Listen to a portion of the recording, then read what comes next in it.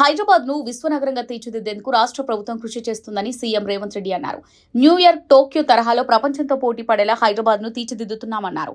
నగరంలో మౌలిక వసతుల కల్పనకు 7,000 కోట్లతో అభివృద్ధి కార్యక్రమాలను చేపట్టినట్టు చెప్పారు. ఎస్టీపీలు, ఫ్లైఓవర్లు, నాలాల అభివృద్ధికి అనేక చర్యలు తీసుకుంటున్నామని సీఎం తెలిపారు. ప్రజాపాలన విజయోత్సవాల్లో భాగంగా హైదరాబాద్ లో నిర్వహించిన రైజింగ్ వేడుకల్లో సీఎం మాట్లాడారు. తెలంగాణకు హైదరాబాద్ తలమానికమని డిప్యూటీ సీఎం భట్టి విక్రమార్క అన్నారు. హైదరాబాద్ ను గ్లోబల్ సిటీగా మార్చాలని ప్రభుత్వం నిర్ణయించిందన్నారు. నగరంలో అన్ని సౌకర్యాలు కల్పించేందుకు ప్రభుత్వం సిద్ధంగా ఉందన్నారు.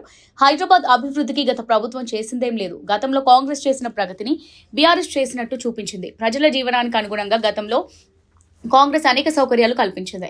అభివృద్ధి చెందిన దేశాలు నదులను పరిశుభ్రంగా ఉంచుతున్నాయి. నదుల చుట్టూ పర్యాటకం అభివృద్ధి చేసి ఆర్థికంగా పురోగతి సాధిస్తున్నాయి.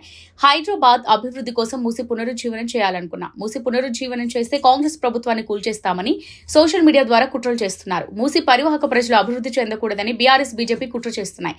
ఈ ప్రాజెక్టు కోసం ఎంత ఖర్చుకైనా వెనకాడం. హైదరాబాద్ లో 400 మురికివాడలున్నాయని భట్టి విక్రమార్క తెలిపారు.